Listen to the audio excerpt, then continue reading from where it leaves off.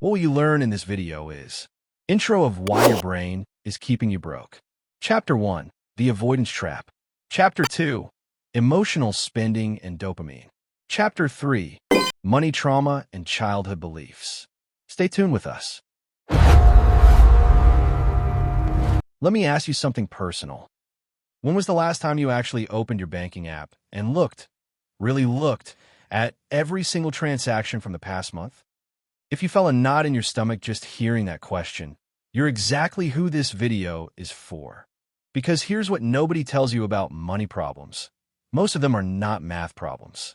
They're psychology problems. You can know exactly how compound interest works. You can understand that credit card debt is destroying your future and still find yourself making the same mistakes over and over again. Why? Because your brain is running financial software that was installed in your childhood. You're not broken, but your relationship with money might be. There's a psychological phenomenon called financial avoidance. Financial stress activates the same neural pathways as physical pain. When you open a credit card statement and see a number that scares you, your brain literally experiences that the same way it would experience touching a hot stove. So your instinct to close the app, to not open the letter, to tell yourself you'll deal with it later, that's not laziness. That's your brain trying to protect you from pain.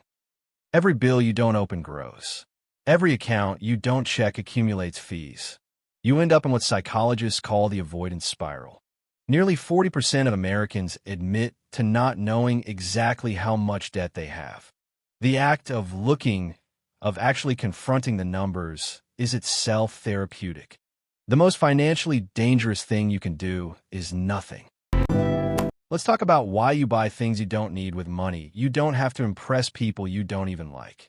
Every time you buy something, your brain releases a small hit of dopamine.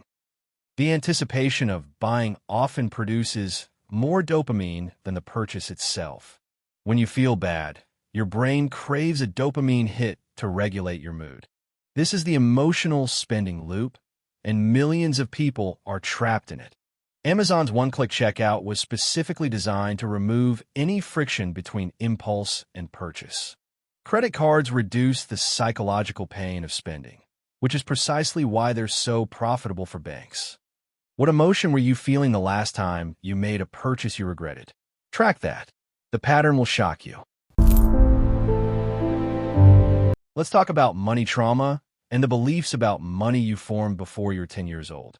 Financial therapists have identified what they call money scripts, unconscious beliefs about money that drive behavior throughout your entire life.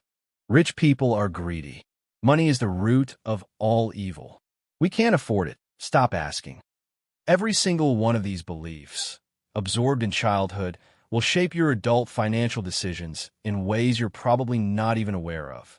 People who grew up in financially stressed households are significantly more likely to engage in compulsive spending and hoarding behaviors as adults.